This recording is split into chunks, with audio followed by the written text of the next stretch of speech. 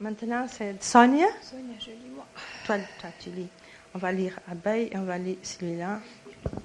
Donc, je te donne. Pris. Abeille. Oh. Ah, voilà. Abani centre, un singa questo, un bale a sobella che tutti la gessi adoia. Abelha ingênua, não piques aquele ali. A tua pele não vale que lá deixes a tua.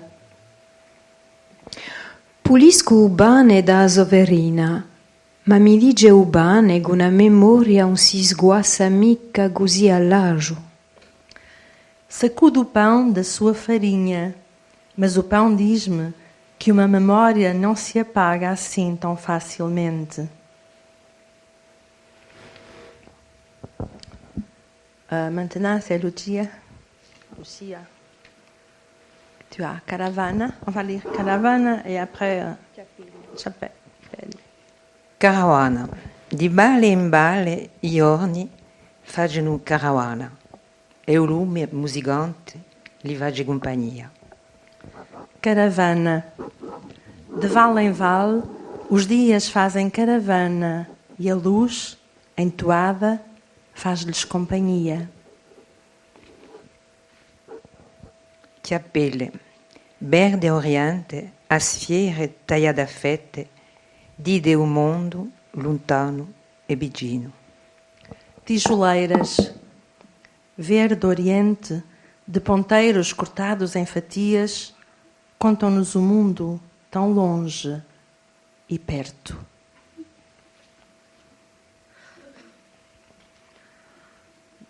Bien, on arrive à toi. Peut-être un mot au niveau de Lucia pour lui demander. Là.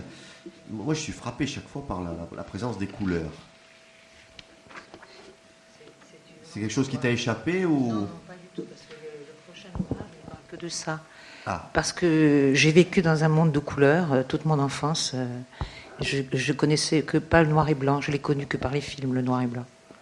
Donc, voilà. Ça sous-tend une activité de plasticienne aussi ou... Oui, mais bon, c'était un petit peu un truc... Moi, je sais que oui, alors c'est pour ça. Oui. Oui, je sentais la couleur. Et le prochain ouvrage parlera pratiquement que de ça. Alors, tu metti in su, le prochain ouvrage, c'est un recueil de poèmes. C'est un travail à partir d'un ami qui est peintre qui m'a obligé à écrire des petits formats, à peu près 10 cm sur 13, et qui m'a dit j'aimerais que tu travailles là-dessus. Donc c'est quelqu'un qui ne veut pas parler de sa vie, et j'essaye, à travers uniquement la couleur, de parler de lui sans que lui le sache. Et ça s'appelle Musée de nulle part. Ce sera en français encore ? Ce sera en français.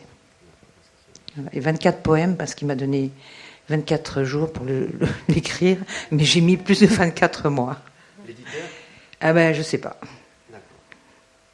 Voilà, Mais c'est justement, comme ça. le moment est venu de parler de ce poème que je vais vous lire, qui s'intitule Agami Jadi Balma, la chemise de Palma. Alors, je dois dire que je l'ai écrite j'ai écrit ce poème après avoir participé à un colloque de poésie, un festival de poésie organisé par Biel Mesquida de l'Université des Baléares, qui est le directeur du centre culturel là-bas et le directeur aussi des éditions universitaires, qui organise un grand festival tous les ans qui s'intitule NIT de la poésie. Alors, j'ai acheté une chemise à Palma, voilà. Et puis je l'avais oubliée. Et c'est très curieux parce que c'est en lisant un poème de Rosalis où il est question justement de vêtements qui ont été oubliés comme ça dans une armoire. Je ne sais pas si tu vois à quoi je fais allusion. Et en tirant la chemise, c'est un univers qui se découvre. Voilà. Alors moi, je voulais parler de cette chemise achetée à Palma et qui m'a rappelé Valdemos, où s'étaient rencontrés, comme vous le savez, où a vécu Chopin. Chopin et George Sand ont vécu là-bas. Donc c'est une évocation de Chopin et George Sand dans cette belle villa de Valdemos. Agami Jadi Balma. Non l'ho mai messa a camicia comprata in Palma, allibrata, stirata.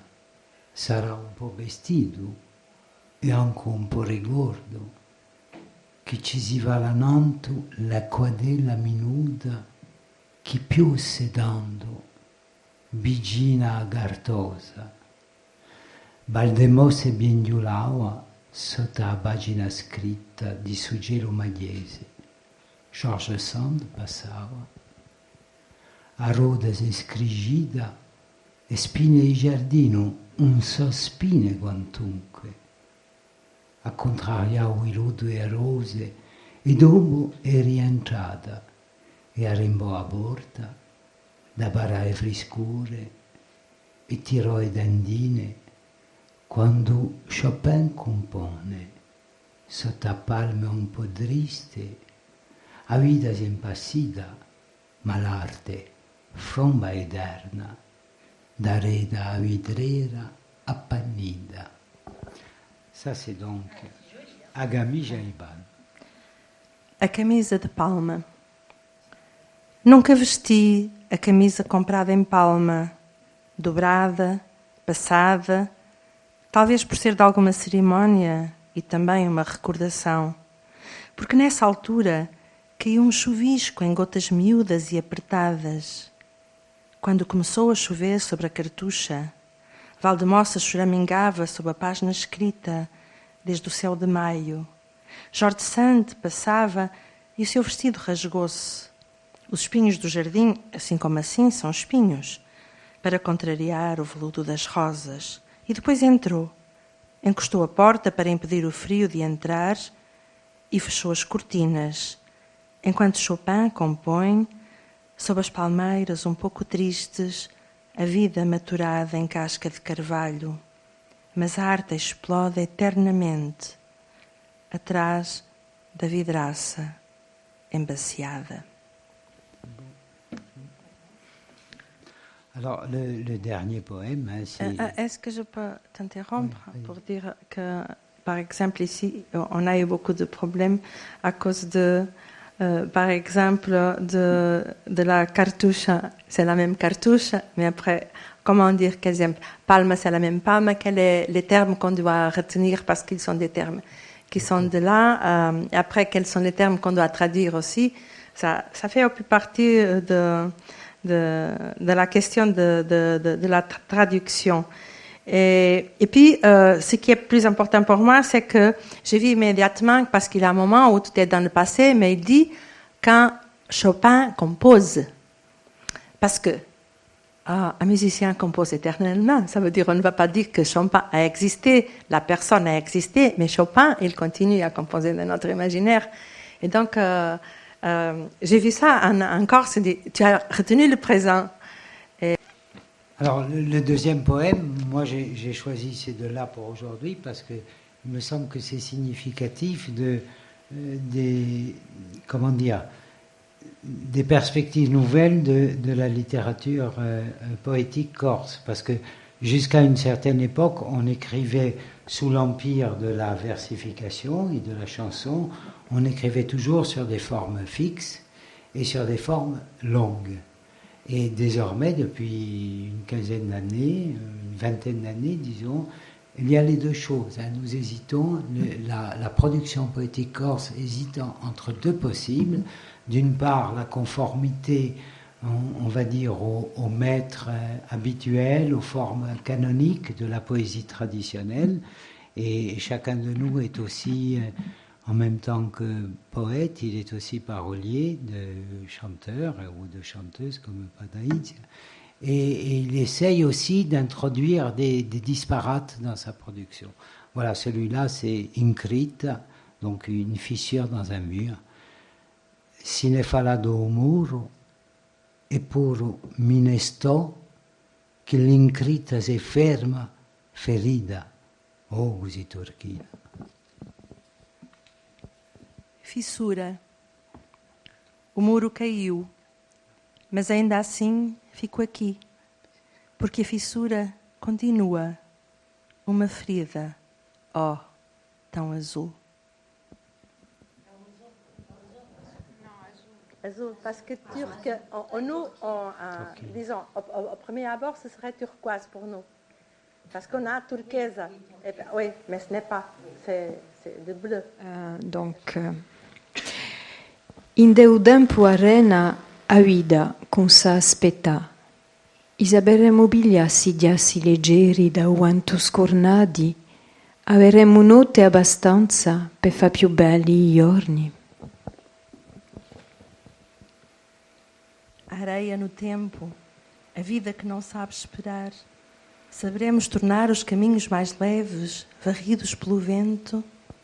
Teremos noites que bastem para tornar os dias mais belos.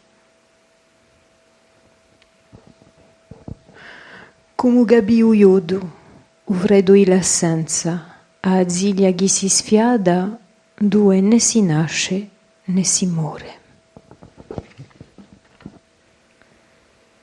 Como compreender o vazio, o frio da ausência, na lareira que se apaga, onde não se nasce, nem se morre? 2 mots sur ton dernier recueil qui vient de sortir, publié aux États-Unis. C'est quand même. Oui, on va quand même se la jouer un peu. On va se la jouer un peu. C'est des éditeurs new-yorkais qui m'ont contacté parce que, voilà, on part de ces festivals de poésie auxquels on participe tous, et à l'international. Donc, nos poèmes se retrouvent mis en ligne et souvent traduits en différentes langues. Et c'est comme ça que ces éditeurs new-yorkais m'ont trouvé. Ils sont venus me voir l'année dernière pour envisager ce projet de traduction de mes poèmes en anglais, en new-yorkais. Donc il est paru là aux éditions Three Press Room à New York, et donc on l'a présenté ici au mois de septembre et j'irai le présenter là-bas au mois de mars. Voilà. Alors dans le monde de la traduction, c'est vrai que l'anglais c'est une langue qui a tardé pour venir traduire la production en corse, et c'est un vrai événement. Moi je crois que Patrizia soit traduite en anglais. Moi je suis contente. C'est une belle chose. D'autant plus que je vais aller là-bas à New York. Oui, on n'a pas parlé de ton actualité, pardon Patricia. Alors non, j'insiste, je continue parce que je vais partir avec ma guitare et je donnerai également un concert. À New York. Voilà, dans ce petit théâtre qui est leur lieu, ce lieu où ils présentent leurs ouvrages, où ils donnent des petits concerts, où ils font des lectures, etc. Parce qu'aux États-Unis, les éditeurs ont des théâtres. Ah ouais, là, chance. Oya, juste, je suppose qu'on va clôturer cette journée. Oui, donc merci de m'y avoir invité, de m'avoir donné cette possibilité à la fois d'y être présent en tant qu'auteur et animateur. Mais je préfère quand même que ce soit toi qui dises 2 mots de clôture. Non, mais on va pas faire de discours, mais simplement dire le plaisir qu'on éprouve, parce que depuis ce matin, nous avons entendu des choses qui sont...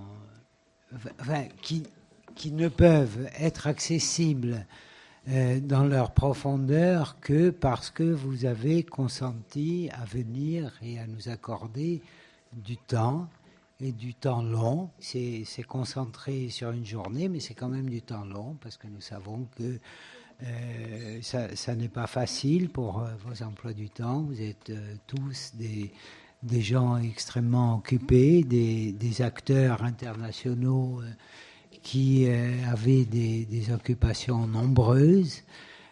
Ça n'est pas facile je sais bien ce que c'est de laisser pendant un jour ses obligations à Paris ou à Abu Dhabi. Non, pas à Abu Dhabi, pardon, j'ai oublié. Mais, voilà, en Éthiopie, voilà, à Dubaï.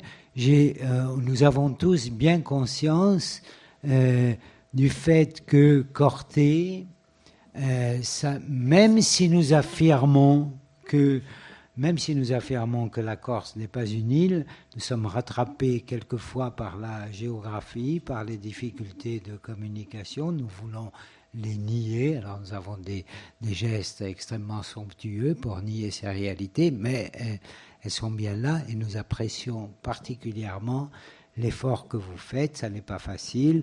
Vous êtes empêtré non seulement par des difficultés géographiques pour accéder jusqu'à nous, mais aussi par des difficultés invraisemblables qui sont de l'ordre qui a été évoqué ce matin et aujourd'hui aussi, qui sont des difficultés, sont les pires des frontières, c'est les frontières administratives.